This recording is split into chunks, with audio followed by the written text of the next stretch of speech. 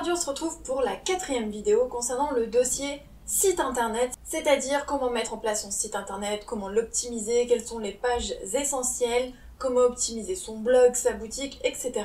Donc un dossier dans lequel je vous donne plein de conseils pour réaliser votre propre site internet d'auteur. Et aujourd'hui, on se retrouve donc dans la 4e vidéo dans laquelle je vais vous donner des conseils pour optimiser votre site internet.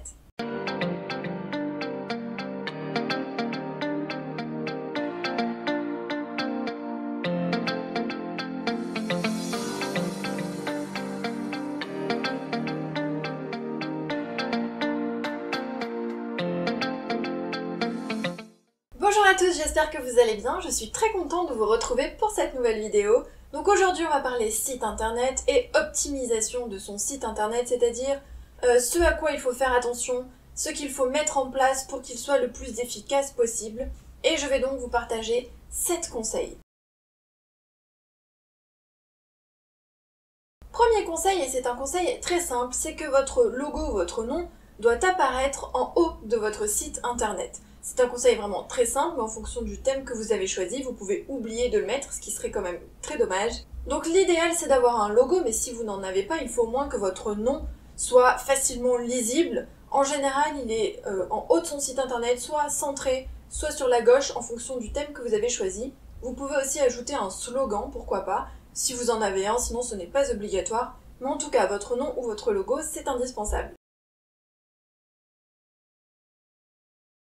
Deuxième conseil, c'est que votre site doit être responsive, c'est-à-dire qu'il doit être mis en forme pour apparaître sur votre ordinateur, ça en général il n'y a pas de souci, mais aussi sur d'autres formats comme la tablette ou le téléphone portable, puisque de nos jours, énormément de personnes consultent les sites internet via leur téléphone portable.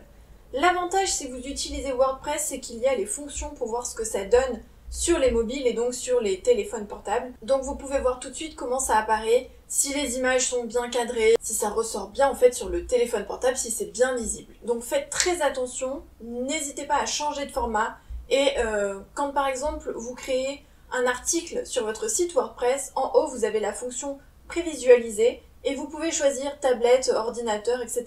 Et donc vous pouvez voir ce que ça donne sur d'autres formats. Troisième conseil, et c'est un conseil très important, ça combine la rapidité de chargement et la facilité d'utilisation. La rapidité de chargement, c'est juste de faire en sorte que quand quelqu'un va sur votre site, la page ne mette pas 30 ans à charger. Donc pour ça, il y a plusieurs astuces, je vous invite à aller fouiner parce que je ne vais pas m'étendre aujourd'hui. Mais en gros, vous avez des extensions qui peuvent vous aider, donc des plugins. Et il faut aussi faire attention à la taille de ces images, puisque si c'est trop lourd, forcément, votre site va mettre plus de temps à charger. Et la deuxième chose qui est extrêmement importante, c'est la facilité d'utilisation. Parce que quand une personne débarque sur votre site internet, il faut qu'elle trouve les informations qu'elle cherche très rapidement, très facilement. Sinon, vous pouvez être sûr qu'elle va abandonner et partir si elle ne trouve pas ce qu'elle souhaite. Ça veut dire qu'il faut qu'il y ait un menu et qu'il soit apparent. Soit il est en haut de votre page et on le voit directement, soit vous savez en général c'est les 3 petits traits par exemple sur lesquels il faut cliquer pour lire le menu. Le menu aussi doit être clair, mais je ne vais pas m'étendre là-dessus. Il faut qu'on trouve des rubriques ou des onglets précis et clairs pour qu'on sache immédiatement sur lequel on doit cliquer. Et il faut aussi qu'on trouve rapidement d'autres informations. Par exemple la page de contact si la personne veut vous envoyer un message. La page pour s'inscrire à la newsletter, ça m'est déjà arrivé sur un site de ne pas trouver l'endroit pour s'inscrire à une newsletter alors que sur le compte Instagram de la personne, je savais qu'elle avait mis en place une newsletter, mais en allant sur son site, impossible de trouver l'endroit où s'inscrire. Donc il faut que ce soit facilement accessible.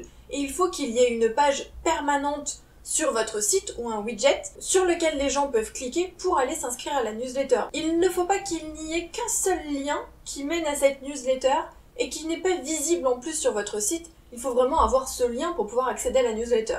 Non, l'idéal c'est d'avoir une newsletter permanente, donc soit un onglet, soit une rubrique, soit un widget, c'est-à-dire en pied de page ou sur les côtés, mais qu'on puisse facilement la trouver. Même chose pour la barre de recherche. Il n'y a pas longtemps, je suis allée sur un site qui propose des articles d'écriture, etc. Et je voulais chercher un article précis. Et donc, j'ai cherché pendant 5 minutes, j'ai été très courageuse, je suis restée longtemps sur le site pour trouver la barre de recherche pour pouvoir taper mes mots-clés pour arriver directement sur cet article. Parce que je me souvenais que je l'avais lu, mais je n'avais pas enregistré le lien, etc. Donc je voulais retrouver l'article. Et il n'y avait pas de barre de recherche. j'ai été incapable de retrouver l'article, et en plus, il n'y avait pas de catégorie non plus. Donc je n'ai même pas pu aller dans une catégorie et réduire mon champ d'investigation pour trouver l'article. J'ai fini par abandonner parce que, même en tapant les mots-clés sur Google, etc., je n'ai pas réussi à trouver l'article. Donc il faut absolument, si vous avez un blog, des catégories et une barre de recherche. Et la barre de recherche, c'est sur n'importe quel site. Vous devez avoir une petite barre de recherche, vous la mettez où vous voulez sur votre site, il faut quand même qu'elle soit visible, mais il faut que les gens puissent, en tapant un mot-clé, trouver directement la page qu'ils veulent et qu'ils ne passent pas 10 minutes à chercher une information. Et je rajouterai dans ce troisième conseil de choisir un bon thème, un thème professionnel. Si vous utilisez WordPress, mais j'imagine que c'est à peu près la même chose sur les autres plateformes, vous avez un grand choix de thèmes. Et il y en a beaucoup qui sont gratuits. Il faut juste que vous en choisissiez un qui correspond à l'univers de l'écriture, à l'univers d'un auteur, parce qu'il y a du choix, il y a vraiment plein de choses. Par exemple, une boutique qui va vendre des vêtements n'aura pas la même apparence, le même design qu'un auteur qui propose ses livres. Donc il faut vraiment choisir un thème qui correspond à son univers, qu'on va pouvoir mettre en forme évidemment, et un thème professionnel, donc quelque chose qui a une apparence professionnelle et qui ne ressemble pas par exemple à un vieux blog comme on avait à l'époque.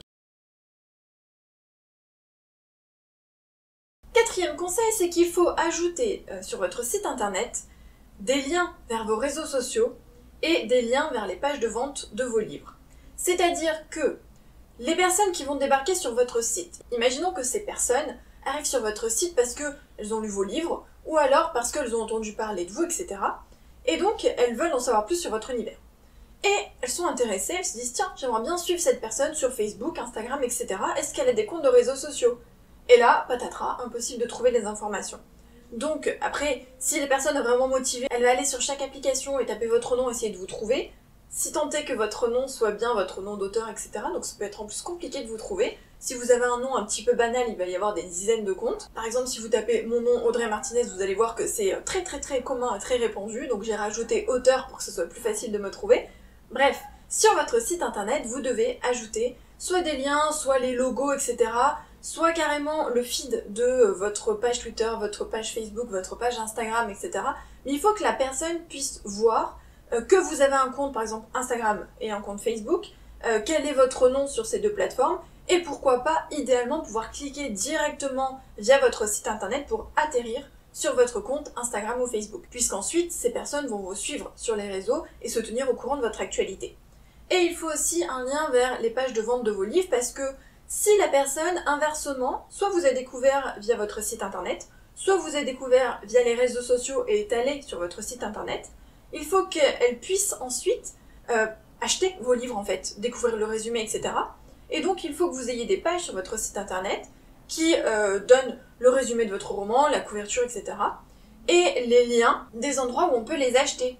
Alors soit vous avez une boutique directement sur votre site, pourquoi pas, mais ensuite il faut ajouter les liens, par exemple Kobo, Amazon, Fnac, enfin bref, là où vous vendez vos livres. Il faut que la personne en un clic soit redirigée sur votre page de vente pour qu'elle puisse acheter votre livre si elle est intéressée. Mais en gros, les gens ne sont pas bêtes, ils ne sont pas stupides, mais il faut leur mâcher le travail, il faut leur faciliter le travail, puisque on est devenu très impatient. On a envie d'avoir accès à tout de suite. On a envie qu'en quelques clics, on ait tout de suite les informations qu'on cherche. On est habitué à ça. Donc si la personne doit chercher longtemps une information, elle risque d'abandonner, ça va la saouler. Donc autant leur faciliter la tâche et donner directement les bonnes informations. Ça va pas vous prendre 1000 ans non plus, une fois que c'est fait, mais il faut le faire. Cinquième conseil, et je vous en ai déjà parlé, c'est d'avoir une newsletter sur son site internet. Pour plein de raisons différentes, je vais pas y revenir puisque j'ai prévu une série de vidéos sur la newsletter. Mais en gros, il faut une newsletter, donc comme je l'ai dit tout à l'heure, avec une page visible pour s'abonner facilement, conforme au RGPD, là aussi je vous invite à aller fouiner du côté d'internet pour avoir plus d'informations. Mais en gros, il faut que la personne puisse vous suivre, puisse se tenir au courant de votre actualité, que vous ayez un lien direct avec elle, et donc il faut qu'il y ait une page de newsletter pour qu'elle puisse s'abonner facilement. Je vous renvoie aussi à mes précédentes vidéos puisque j'en avais déjà parlé. Sixième conseil, c'est d'optimiser son référencement.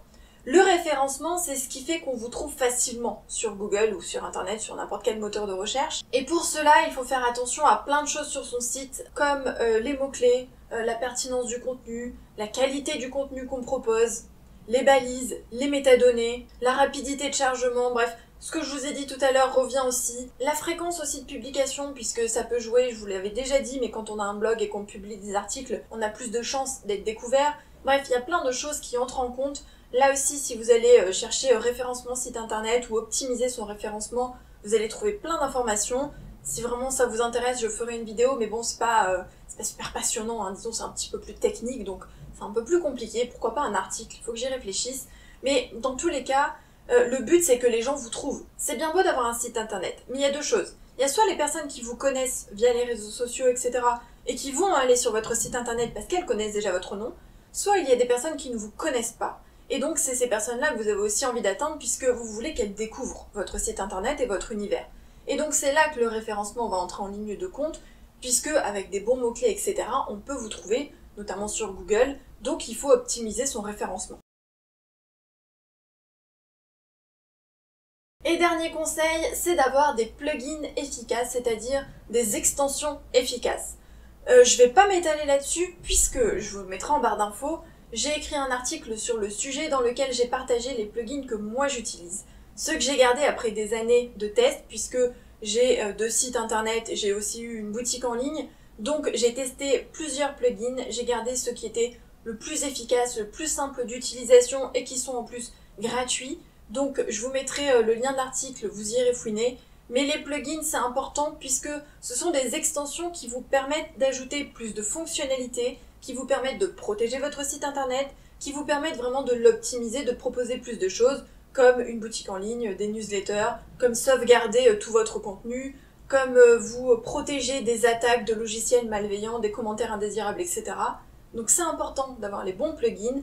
C'est pas évident de les trouver, il faut en tester. Moi j'en ai testé certains qui étaient en soi pas si mal, mais qui finalement ne me convenaient pas. J'en ai testé certains qui ne marchaient pas bien. J'en ai testé certains que j'arrivais pas à mettre en place. Bref, j'ai testé plein de choses et j'ai vraiment gardé ceux qui me convenaient le plus. Et du coup, je les ai déclinés sur mes 2 sites internet. Mais n'hésitez pas à tester, à fouiner, à regarder sur internet, notamment sur le site WP Marmite, il y a plein d'informations, mais en gros il faut avoir de bons plugins, c'est pour se faciliter la vie et pour que ce soit beaucoup plus simple d'utiliser son site internet au quotidien. Donc voilà comment optimiser son site internet. Je ne suis pas entrée dans les détails, il y a évidemment plein d'autres choses qu'on pourrait ajouter, mais j'ai choisi 7 conseils, on va dire assez basiques, assez simples à mettre en place, puisque on pourrait entrer dans les détails, mais pourquoi faire? On n'a pas besoin non plus d'avoir un site internet de compétition. L'important c'est qu'il soit efficace, optimisé, facile d'utilisation et qu'il représente bien notre univers et nos livres. Donc je vous ai donné 7 conseils assez simples à suivre. N'hésitez pas à aller faire des recherches de toute manière pour avoir plus d'informations. Et puis nous on se retrouve de toute manière bientôt pour une prochaine vidéo. Bye!